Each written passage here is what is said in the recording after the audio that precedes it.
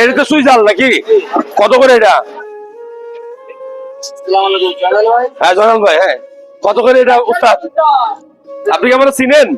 এত দূরের মানুষ দেখেন, আমরা যশোরে, যশোর সদর, এটা নাকি সদরটা না, এখান থেকে ভিডিও দেখেন। তো এটা যারা ভিডিও দেখছেন দেখেন, দেখবেন যে ঢাকা শহরে বিভিন্ন শহরে চুই ঝাল দিয়ে গরুর মাংস রান্না করে বিক্রি করা হয়, অনেক টাকা দাম নেয় নাকি? হ্যাঁ, আসলে মূলত এই চুই ঝালটা আপনি কেন খাবেন? আপনি আমাকে একটু দিবেন ভালো অংশটা, যেটা ভালো, আমারে আধা কেজি দিবেন ভালো দেখা, যেটা ভালো হইব, ঠিক আছে? তো আমরা চুই ঝাল কেন খাই? এখানে প্রচুর পরিমাণে এই খাবারটাতে উপকার আছে। এটাতে আপনার একটু কেটে দিয়ে মাঝখান দিয়ে একটু দেখাবো আর কি ভাইয়া।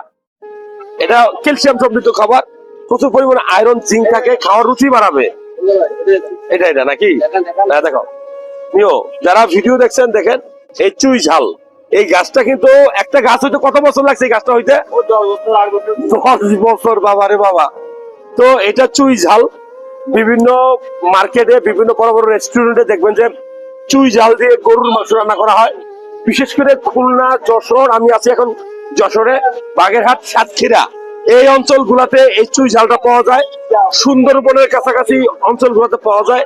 এটা কেন খাবেন আপনি? এটা ক্যালসিয়াম সমৃদ্ধ একটা খাবার, এটা আপনার খাওয়ার রুচি বাড়াবে, এটা আপনার শরীরে ক্যালসিয়ামের সরবরাহ দিবে।